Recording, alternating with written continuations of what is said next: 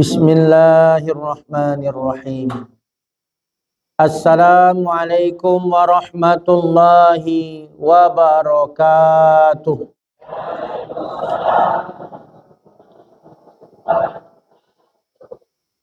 Buka puasa makan apam. Makannya dicampur kelapa. Bapak Ibu yang lah jawab salam, semoga masuk surga. Beli apam di muka-muka. Makannya di Bukit Tinggi. Bapak Ibu yang belum jawab salam biar masuk surga juga, kami ulangilah sekali lagi. Assalamualaikum warahmatullahi wabarakatuh.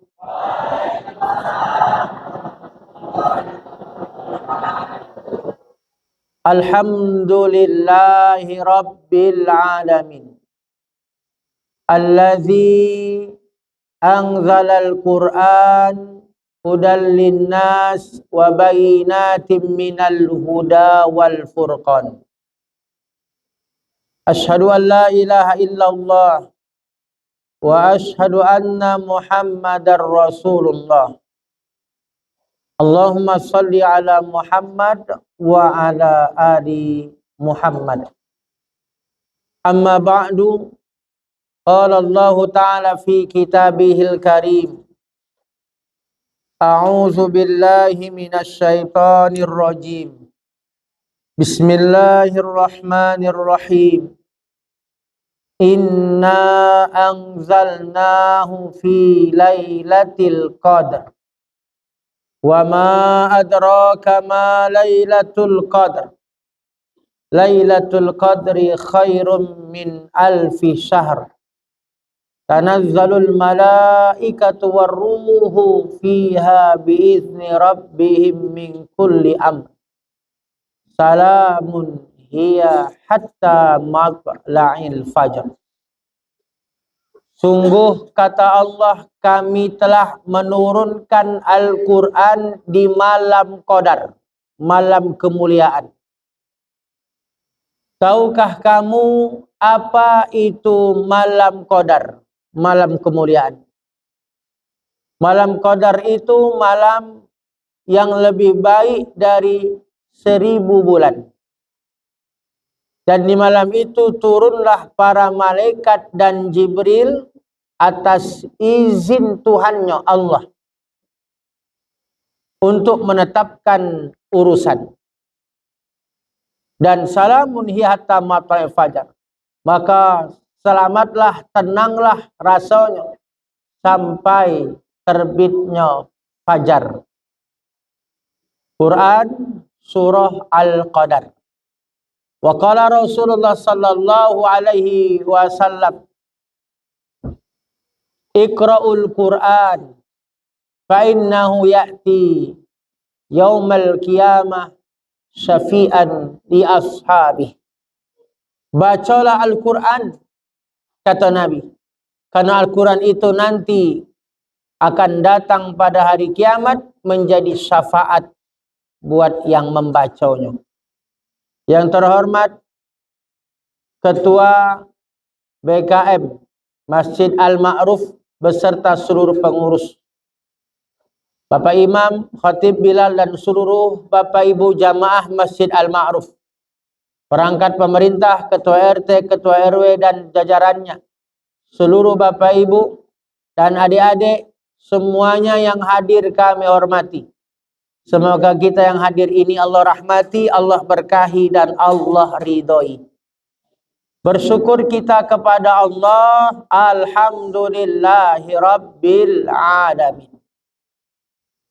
Malam hari ini kita dipertemukan oleh Allah di sebaik-baik tempat, kata Nabi, adalah masjid. Mudah-mudahan pertemuan kita ini menjadi sebab Allah temukan juga kelak kita di surganya Allah Subhanahu wa taala. Tidak segala orang Bapak Ibu bisa temu di masjid. Tidak segala orang bisa kumpul di masjid. Banyak orang bertemu justru bukan di masjid, di tempat maksiat. Nauzubillah. Banyak ada orang kumpulnya bukan di masjid, justru tempat maksiat. Cak di Pelobai, di RT berapa tuh Pak? Hah? 11 ya? Tahu Bapak berarti? Maka nauzubillah, kita bertemu dan ditemukan di tempat yang mulia. Selanjutnya salawat dan salam kepada Nabi kita Muhammad sallallahu alaihi wasallam. Allahumma salli ala Muhammad wa ala ali Muhammad. Bapak Ibu, adik-adik seluruhnya yang kami hormati. Malam hari ini kita memperingati peristiwa besar. Yang iko adalah bukti bagian dari mukjizat Rasulullah SAW, yaitu diturunkannya Al-Quran kepada Nabi Muhammad sallallahu alaihi wasallam. Bu,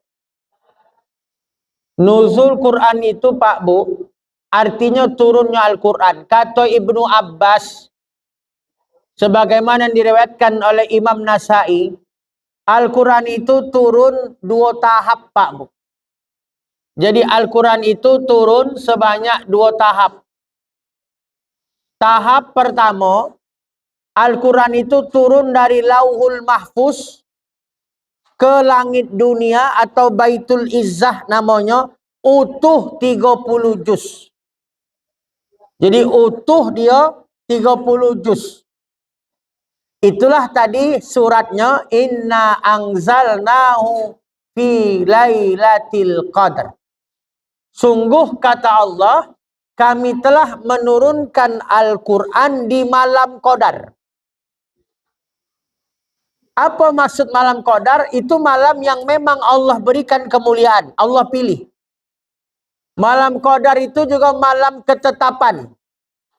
Malam Qadar itu juga artinya malam itu sempit. Karena malaikat-malaikat langit turun ke bumi, maka bumi terasa sempit. Jadi, tahap pertama Al-Quran itu turun dari Lauhul Mahfuz ke langit dunia, utuh 30 juz, itu yang disebut malam Qadar. Kemudian Bapak Ibu, tahap kedua, Al-Quran itu turun dari langit dunia ke Nabi Muhammad sallallahu alaihi wasallam. Turunnya itu tidak langsung utuh 30 juz, tapi bertahap.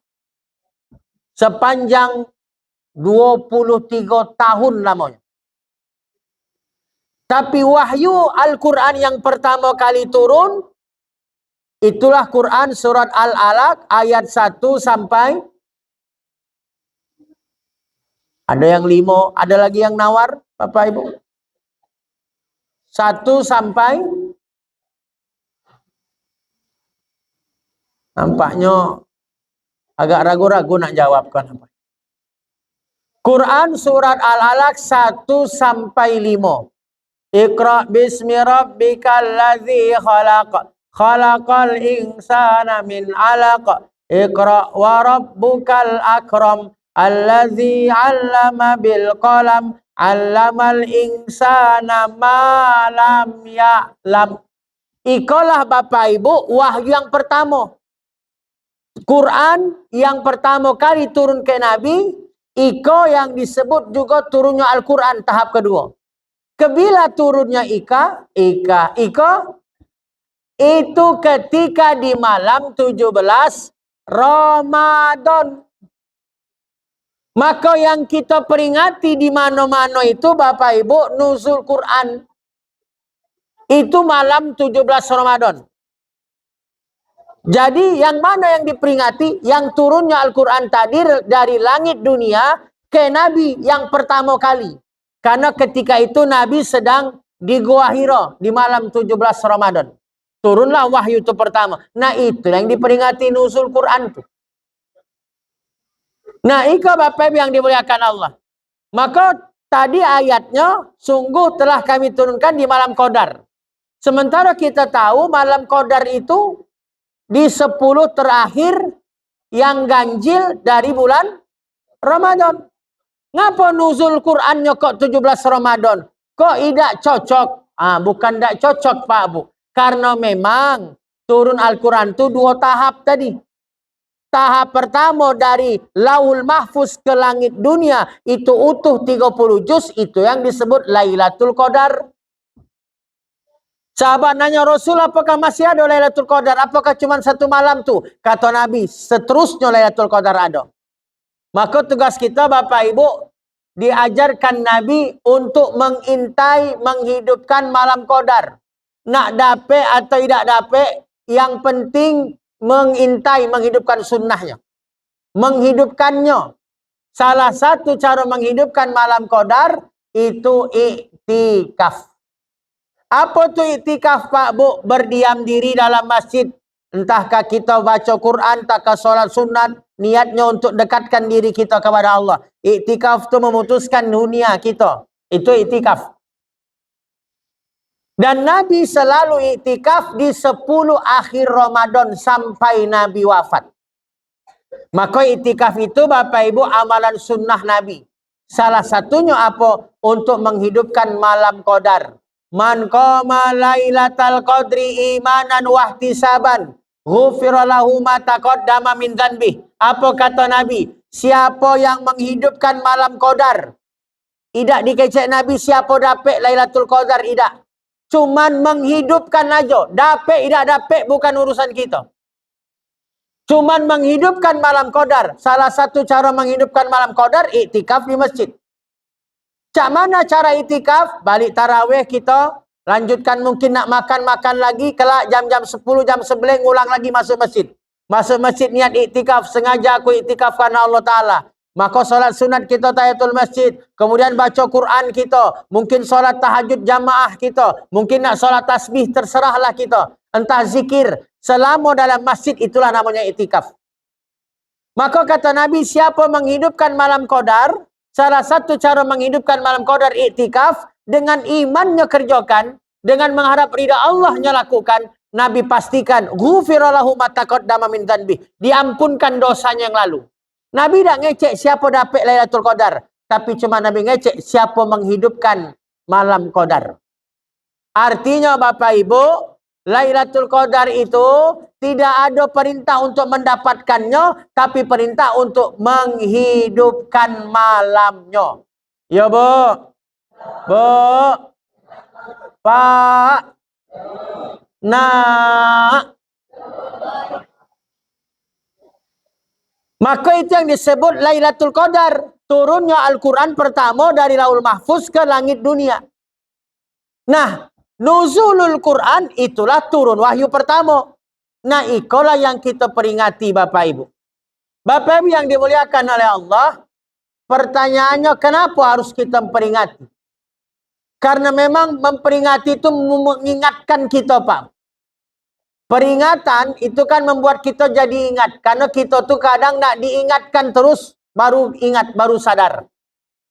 Maka kata Allah, wa may yu'azzim sya'airallah fa innaha min taqwal qulub. Siapa yang mengagungkan syiar agama Allah, maka itulah bukti ketaatan, ketakwaan dari hatinya. Kenapa kita memperingati nuzul Quran? Untuk semakin menguatkan kecintaan kita terhadap Quran. Karena Quran itu Bapak Ibu wahyu. Quran itu kalamullah. Wahyu Allah kalamullah. Dan itu adalah mukjizat Nabi terbesar. Nabi Muhammad SAW. Itu mukjizat terbesar. Mana bukti kalau Al-Quran itu mukjizat Bapak Ibu? Itu Al-Quran dari dulu bahasanya sampai kini tidak berubah. Dari dulu sampai kini tidak ada edisi, revisi, tidak ada perbaikan. Beda ada kitab orang tuh. Ada sampai diperbaiki berkali-kali, ada. Bahasanya pun mulai berubah. Ada Al-Quran Bapak Ibu bukti mukjizat. Dari dulu sampai kini tidak pernah berubah. Al-Quran Bapak Ibu dari dulu ditantang oleh Allah. Siapa tidak percaya ke Quran, buatlah satu surat yang mirip ke Quran. Dari dulu Allah tantang. Wa in kuntum fi raibin mimma nazzalna ala abdina fa'tu bi suratin min misli. Apa kata Allah? Siapa yang ragu dengan Al-Quran, kau kata Allah, surat yang mirip bahasanya dengan Quran. Dari dulu ditantang sampai kini tidak ada yang bisa menjawab tantangan Allah. Itulah mukjizat. Mana lagi bukti mukjizat Al-Quran kau Pak Bu? Kita baca Al-Quran tidak pernah bosan. Kita ambil contoh ke Pak Bu. Al-Fatihah. Al-Fatihah itu dibaca dari kecil. Sampailah punya anak kecil.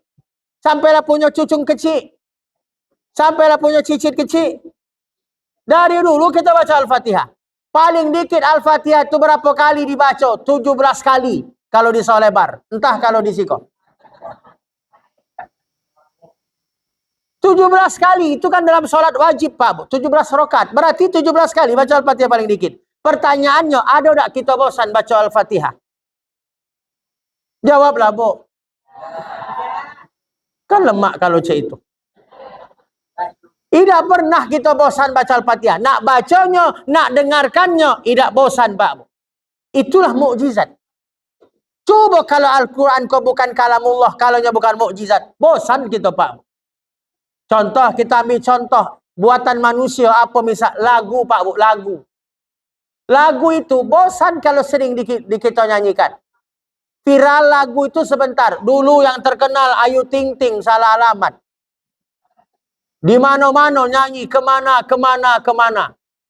Seolah-olah jadi lagu wajib kalau pesta tuh. Kemana. Dulu dinyanyikan. Kini masih ada yang nyanyi itu dah Pak Bu. Tak terdengar lagi. Ngapo? Bosan. Habis kemana. Ah? Ngapo tidak lagi orang nyanyikan? Dia bosan tadi.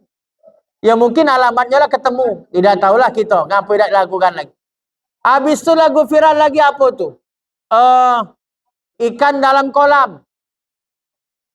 Di mana-mana nyanyi. Tua muda. Bila ingin melihat ikan di dalam kolam. Kecil.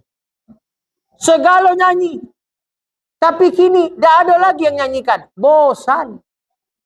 Entah karena ikannya lah mati, tidak tahulah. Tapi itulah bukti ketika itu buatan manusia bosan. Ada lagi kini yang viral, apa lagunya Ibu? Hah? Tembak-tembak? Dor-dor. Sebentar viral. Bosan orang Pak. Itu ketika bukan mukjizat. Ketika itu buatan manusia. Al-Quran itu Bapak yang dimuliakan Allah. Buktinya mukjizat sampai kini. Sampai kini dijaga oleh Allah. Karena Allah yang janji. Inna nazzalnahu dzikra wa inna lahu lahafizun. Sungguh kami yang nurunkan Quran. Dan kami juga yang menjaga Al-Quran. Maka Bapak Ibu. Sehebat apa usaha orang yang benci terhadap agama Islam kok. Sehebat apa orang benci kepada Quran, nak malsukan Al-Quran. Pasti ketahuan. Lewat siapa? Lewat para penghafal Quran. Dan bukti mukjizat itu Al-Quran Bapak Ibu. Mudah untuk menghafalnya. Kan Allah yang janji. Walaqad yassarna. Sungguh telah kami mudahkan Quran ini kata Allah. Lizikri untuk mengingatku untuk dihafal. Jadi Al-Quran kau satu-satunya kitab suci yang dihafal, mudah dihafal. Ada agama lain sampai hari kau dan penelitian tidak ada agama selain Islam yang bisa menghafal kitab sucinya. Penelitian. Satu-satunya yang dihafal yang dihafal kitab sucinya cuma Al-Quran. Ada agama lain yang mengaku punya kitab suci. Sampai detik ini tak ada satu yang bisa menghafal kitab sucinya. Nah iko Bapak Ibu. Mukjizat Al-Quran. Pokoknya banyaklah Bapak Ibu. Tapi nampaknya tidak mungkin kita nak bahas segala mukjizat. Tapi apa hikmah peringatan? Nah Bapak Ibu. Bu. Pak. Nah. Apa hikmah peringatan nuzul Quran? Tujuannya Bapak Ibu, hikmahnya apa? Untuk bagaimana menyadarkan kita apa kewajiban kita terhadap Quran. Sudah sejauh mana kewajiban kita kepada Quran? Setidaknya Bapak Ibu, ada 5M. Dari peringatan ika, nuzul Quran ka, untuk menyadarkan diri kita, kewajiban kita terhadap Quran itu 5M. M pertama, memakai masker. Itu zaman COVID kemarin. M pertama Bapak Ibu, wajib kita bagi orang beriman. M-nya mengimani Quran. Mengimani Quran. Apa maksud mengimani Quran? Wajib kita imani Al-Quran kau keseluruhan, Pak Bu. Kalau ada kita sampai hari kau percaya, ayat iko tidak cocok nampaknya di zaman kini. Satu ayat aja kita tidak percaya dari Quran, Allah sebut kita kafir. Wa man lam yahkum bima anzalallah faulaika humul kafirun. Siapa yang tidak terima dengan hukum Allah, tidak terima dia apa yang Allah tetapkan dalam Quran, Allah katakan dia kafir. Batal iman kita, Pak Bu. Kalau kita satu ayat aja tidak percaya dari Quran. Apalagi jelas-jelas satu Quran tidak percaya. Sama Bapak Ibu, Allah suruh kita solat. Tapi kalau hari kau ada orang mengatakan, oh solat tidak wajib, kafir dia. Kalau ada orang, ngapa kau tidak solat? Nyo jawab, oh solat tidak wajib. Berarti dia mengingkari Quran. Karena solat itu perintahnya dalam Quran. Aqimus sholah, kata Allah, dirikan solat. Dia katakan solat tidak wajib, maka otomatis dia kafir. Kalau dia kafir Bapak Ibu, berarti kalau nyo mati, tidak ada kewajiban kita fardu kifayah. Berbeda kalau ada orang tidak sholat, tapi nyo masih yakin sholat itu wajib. Cuman karena sibuk mabar, sibuk main HP, sibuknya mungkin kemana-mana, sibuk cari piti. Tapi nyo masih yakin sholat itu wajib. Nyo tidak kafir, nyo fasik namanya. Kalau nyo mati, masih kewajiban kita ngurus fardu kifayah. Itu bedanya. Jadi kalau ada tetangga kita tidak sholat, nyo tidak sholat karena mengingkari sholat itu wajib, kafir. Kalau nyo mati tidak usah sholatkan. Kalau ada tetangga kita tidak sholat, karena sibuk, tapi nyo masih yakin sholat itu wajib, nyo masih muslim. Maka kalau nyo mati masih ada kewajiban fardu kifayah. Maka Bapak Ibu balik dari siko kelak, tanya mana tetangga kita yang sampai kini belum sholat. Tanya kayaknya. Ngapa kau belum sholat? Oh sholat dah wajib. Berarti kelak kalau kau mati yang bidan nak nyolatkan. Tinjunya ya. Ngapa kau tumben-tumben nanya sama sholat, ngapa tidak? Yo cuma nak memastikan aja. Kelak kalau kau mati biar jelas statusnya. Nah iko Bapak Ibu yang dimuliakan Allah. Maka kewajiban kita terhadap Al-Quran, pertama mengimani Al-Quran. Tapi tidak cukup di situ kewajiban kita. Yang kedua apa Bapak Ibu? Ada kelanjutannya, memiliki Quran. Apalah arti mengimani Quran kalau tidak memiliki Quran?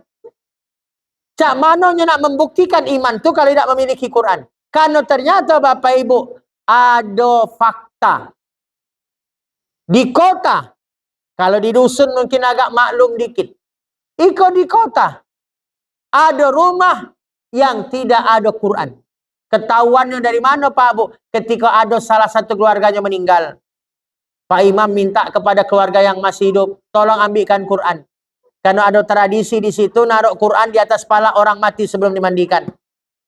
Ternyata masuklah keluarga yang hidup kau tadi ke kamar, dikeluarkannya, ngasih ke Pak Imam. Kau apa Imam? Apa yang dikasihnya Bapak Ibu? Ternyata yang dikasihnya bukan Quran. Yang dikasihnya Yasin. Kecek Pak Imam, bukan Yasin, kecek Pak Imam. Ambillah Quran dulu sebuah. Apa kecek orang rumah kau tadi?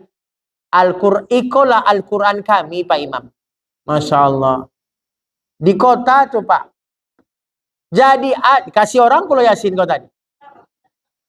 Jadi ada rumah yang tidak ada Quran. Bayangkan tuh Pak. Artinya bagaimana nak membuktikan iman kalau nak mengimani Al-Quran itu kalau tidak memilikinya? Cak mana nak buktikan? Dan cak mana kelak nak bacanya? Dan cak mana nak membelajarnya? Cak mana nak mengamalkannya? Kalau tidak memiliki. Maka kewajiban kita dari Quran itu setelah mengimani wajib memiliki. Yang ketiga Bapak Ibu, apalah arti memiliki? Kalau tidak yang ketiga membaca. Maka wajib kita terhadap Quran apa? Membaca Quran Pak. Apalagi Ramadan kok. Kalau Ramadan tidak bisa baca Quran, maka setelah Ramadan pasti lebih baik tidak akan bisa nyual baca Quran. Kenapa Bapak Ibu? Wasufidati syaitin. Setan diikat selama Ramadan. Yang menggoda kita selama Ramadan, yang menggoda kita selama yang buat kita hobi buat dosa, Yang membuat kita hobi ngomeli laki kan setan. Setan diikat. Ramadan cuman. Maka godaannya Bapak Ibu, godaan untuk beramal itu sungguh sangat sedikit karena setan diikat. Lah kalau Ramadan tidak bisa baca Quran, setelah Ramadan pasti lebih berat nak baca Quran. Ngapa? Habis Ramadan setan dilepeh. Maka godaannya lebih berat setelah Ramadan. Maka secara sejarah Bapak Ibu, Al-Quran itu turun tadi di bulan Ramadan. Maka itulah ibarat Ramadan itu ulang tahunnya Quran. Maka itulah kenapa Ramadan kita lebih dekat dengan Quran. Dan juga Nabi setiap Ramadan mengkhatamkan Quran. Setiap Ramadan, Pak. Nyetor Nabi khataman Quran kepada malaikat Jibril sekali setiap Ramadan. Bahkan di Ramadan terakhir Nabi, 2 kali Nabi khatamkan Quran di depan malaikat Jibril. Jadi secara sejarah, kenapa kita lebih dekat dengan Al-Quran selama Ramadan? Karena tadi, Ramadan bulan yang diturunkan dalamnya Quran. Syahrul Ramadan allazi unzila fihil Quran. Bulan Ramadan bulan yang Allah pilih untuk diturunkannya Quran.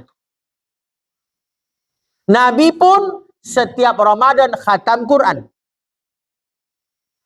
Itulah kenapa Bapak Ibu. Ditambah lagi, ternyata dalam hadis, puasa dan Al-Quran itu dua-duanya kelak datang kepada Allah. Minta izin kepada Allah untuk bisa ngasih syafaat kayak kita, Pak. Apa kata Nabi dalam hadis? Asyamu wal Qur'anu yasfa'ani lil abdi yaumal qiyamah. Puasa dan Al-Quran dua-duanya datang ngadap kepada Allah untuk memberikan syafaat kepada kita yang puasa dan yang baca Quran. Yaqulu saum, berkata puasa kepada Allah, ay Rabbi manatu ta'am wa syahwat bin nahar fasafi'ni fi. Apa kata puasa kepada Allah? Ya Allah, engkau telah mengurangi makannya, melarangnya makan. Engkau telah mencegahnya mengikuti nafsunya di siang hari. Karena aku ya Allah kecek puasa, izinkan aku untuk memberikan syafaat kepadanya. Kecek puasa minta ke Allah. Habis itu Bapak Ibu datang pula Al-Quran. Yaqulul Quran. Berkatalah Al-Quran kepada Allah. Ay Rabbi manatun nauma bil lail fasafi'ni fi. Apa kata Al-Quran kepada Allah? Ya Allah, engkau telah mengurangi tidurnya di malam hari. Cuma nak baca aku kecil Al-Quran. Izinkan aku untuk memberikan syafaat kepadanya. Apa yang terjadi Ibu Bapak? Fayusafi'ani kata Nabi. Dua-duanya memberikan syafaat kepada yang puasa dan baca Quran. Diizinkan oleh Allah. Maka ikut Bapak Ibu yang dimuliakan Allah, apa kewajiban kita terhadap Quran? Membacanya. Pahala yang paling mudah, pahala yang paling banyak, ternyata ada dengan membaca Al-Quran. Kalau amalan selain baca Quran Bapak Ibu, satu amal 10 pahala. Al-An'am 160. Man ja'a bil hasanati falahu asru amsalihha. Apa kata Allah? Siapa yang berbuat satu kebaikan 10 pahala. Jadi satu kebaikan, satu amal 10 pahala. Tapi berbeda Bapak Ibu dengan baca Quran. Baca Quran, satu hurufnya 10 pahala. Masya Allah. Bayangkan tuh Pak. Maka paling mudah dan paling banyak dapat pahala itu cuma dari baca Quran. Apa kata Nabi? Man qara harfan min kitabillah falahu bihasanah wal hasanah bi asri amsalihha. Siapa baca satu huruf dari Quran, satu huruf itu satu kebaikan. Satu kebaikan 10 pahala. Ya Allah. La aqulu alif lam mim harfun. Apa kata Nabi? Aku tidak ngecek alif lam mim itu satu huruf. Walakin alif harfun, tapi alif satu huruf. Lamun harfun, lam satu huruf. Wa mimun harfun, mim satu huruf. Artinya apa Pak Bu? Alif lam mim aja kita baca. Di situ ada 3 huruf. 3 huruf kali 10, 30 pahala. Hanya baca alif lam mim. Bismillahirrahmanirrahim. Berapa huruf? 19 huruf kali 10, 190 pahala. Jadi kalau male lagi baca Quran, tapi biar bisa tetap dapat pahala baca Quran, baca aja alif lam mim. A'udzu billahi minasy syaithanir rajim. Bismillahirrahmanirrahim. Alif lam mim. Sadaqallahul azim. Lah berapanya dapat pahala tu Pak Bu? Bismillahnya, alif lam mimnya, itu pahala. Apa lagi jelas-jelasnya khatam Quran. Maka ketika khatam Quran, Bapak Ibu, malaikat langit turun nak ngaminkan doa orang khatam Quran. Maka waktu yang mustajab dalam berdoa salah satunya ketika khatam Quran. Ya Allah. Maka pahala paling mudah, pahala paling banyak, ternyata membaca Quran. Kecek Nabi Pak Bu. Iqra'ul Quran fa innahu ya'ti yaumal qiyamah syafi'an li ashabi. Bacalah Quran karena Quran itu kelak jadi syafaat untuk yang baca. Apa maksud Quran itu jadi syafaat? Ternyata Bapak Ibu, kelak kalau kita ditakdirkan masuk surga, maka di mana tingkatan surga kita? Ternyata tingkatan surga yang disebut syafaat itu di mana kita terakhir baca Quran, disitulah kita berhenti dalam tingkatan surga. Maka kelak Bapak Ibu, kalau kita ditakdirkan masuk surga, kita disuruh naik. Naiklah ke tingkatan surga karena surga itu bertingkat. Di mana tingkatan kita? Ternyata tingkatan surga itu Bapak Ibu disuruh dalam hadis, naiklah dan bacalah Quran. Jadi kita naik ke tingkatan surga itu sambil baca Quran. Berhentinya di mana? Di ayat terakhir mana kita berhenti waktu baca Quran di dunia.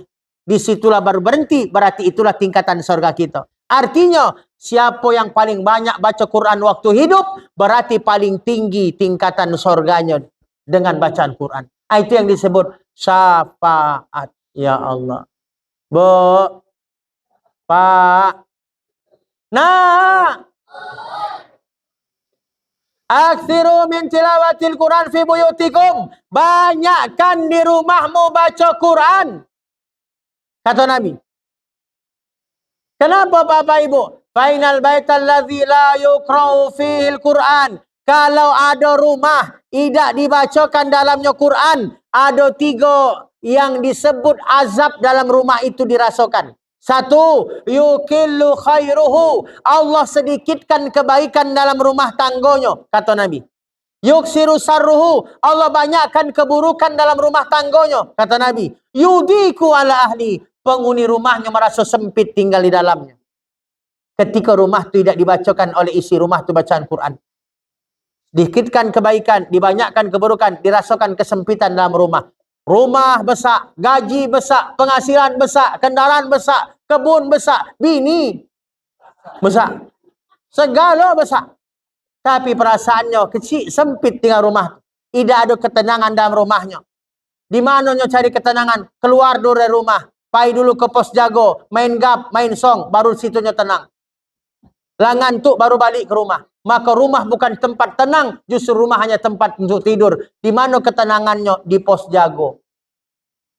Ada bapak saya itu. Olah balik. Alhamdulillah. Apa sebab? Oh ternyata hilang berkah Quran dalam rumah. Artinya apa Bapak Ibu? Jangan sampai ketika yang Nabi ingatkan kayak kita, nawiru buyutakum bitilawatil Quran. Hiasi rumahmu dengan bacaan Quran. Terangi rumahmu dengan bacaan Quran. Berilah cahaya rumahmu dengan bacaan Quran. Itu pesan Nabi. Jadi kalau dibacakan Quran, berarti hilanglah yang namanya keterangan, ketenangan dalam rumah itu. Kalau tidak sempat baca Quran dalam rumah, jangan 10 sampai telinga tidak sempat dengarkan Quran. Jadi kalau tidak sempat mata kita baca Quran dalam rumah, jangan sampai pula telinga kita tidak sempat dengarkan bacaan Quran. Kalau tidak sempat baca, minimal sempatkan dengarkan. Kini kan canggih Pak Bu, di HP ada, di apa YouTube setel pakai flash disk, speaker kita kan canggih kini. Kalau tidak bisa baca, jangan sampai pula tidak bisa dengar. Artinya setel di rumah tuh. Ada penelitian Bapak Ibu, ikut peneliti, bukan kami yang meneliti. Jadi ada peneliti bagaimana hebatnya bacaan Quran itu Pak Bu, dengan sebuah semangka, 2 buah semangka. Jadi ada Bapak Ibu 2 buah semangka dari batang yang sama. Umur semangka sama. Satu semangka ke Bapak Ibu disimpan dalam ruangan kedap suara selama 3 malam, didengarkan musik dangdut tidak stop-stop, non-stop. Semangka musik dangdut disetel Jadi semangko kau dengar musik dangdut selama 3 malam dalam ruangan kedap suara. Semangko yang satu lagi didengarkan dalam ruangan kedap suara ayat Quran, dibaca Quran 3 malam, sama 3 malam 3 malam. Selesai itu babu dikeluarkan semangko kau. Semangko yang dengar musik dangdut tadi 3 malam berturut-turut non-stop, pas dibelah semangkonya jadi hitam. Rasanya hambar. Padahal dari batang yang sama. Tapi semangko yang didengarkan ayat Quran, pasti belah warnanya kemerah-merahan. Dimakannya manis. Itu penelitian. Kalau Bapak Ibu saya cek di Google semangko Quran. Ternyata semangko aja kalau dengar Quran, hitam. Kalau dengar dangdut, hitam. Semangko kalau dengarkan Al-Quran, jadi merah. Semangko pun ada efeknya dengan mendengarkan apa yang dia dengar. Dari musik dangdut jadi hitam, dari Qurannya jadi merah. Apalagi kita maksud. Ya, Bu. Bu.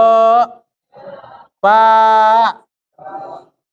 Maka M yang ketiga, kewajiban kita terhadap Quran, membacanya. Pahala paling mudah, pahala paling banyak, ternyata dalam membaca Al-Quran. Apalagi M selanjutnya Pak Bu, tidak cukup kayak membacanya. M yang keempat, mengamalkan Quran. Apalah artinya baca Quran? Tapi nyo ingkari bacaannya. Maka M yang keempat, apa kewajiban kita terhadap Al-Quran? Mengamalkan Al-Quran. Kata Nabi, siapa yang jadikan Al-Quran imamnya, artinya nyo ikut kata Quran. Halal kecek Quran, halal keceknya. Haram kecek Quran, haram keceknya. Maka Quran itu kelak yang akan membawanya masuk surga. Tapi siapa waman jalal Quran khalfahu, siapa yang jadikan Quran di belakangnya, kita pula yang atur Quran. Haram kecek Quran, halal kecek kita. Halal kecek Quran, haram kecek kita. Kita pula yang nyetel Al-Quran. Maka saqahu ilan nar. Al-Quran itu pula kelak yang akan jadi sebab dia masukkan, dilemparkan ke neraka ketika dia tidak ikuti Al-Quran. Maka ikut Bapak Ibu yang dimuliakan Allah, M yang keempat, mengamalkan Al-Quran. Karena prinsip kita kau Bapak Ibu sederhana jalankan hidup kau. Apa yang Allah perintahkan dalam Quran kerjakan, apa yang Allah larang dalam Quran tinggalkan. Itulah sebenarnya.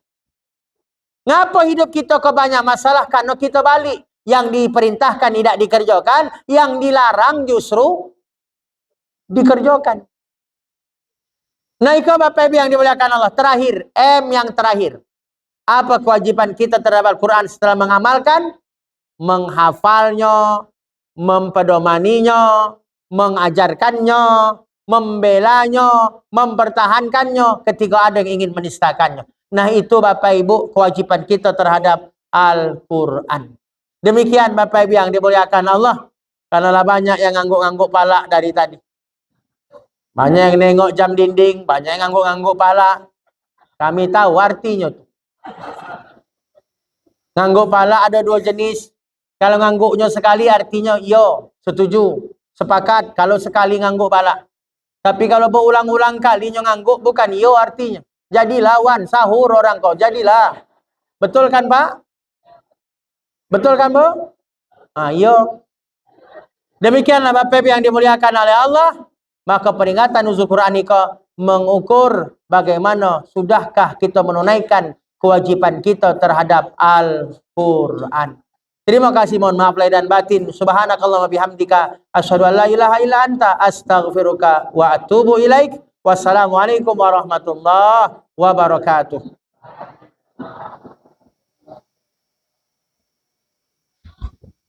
سبيل الدموع سبيل مريح تنهدى يا صاحي كي تستريح وبث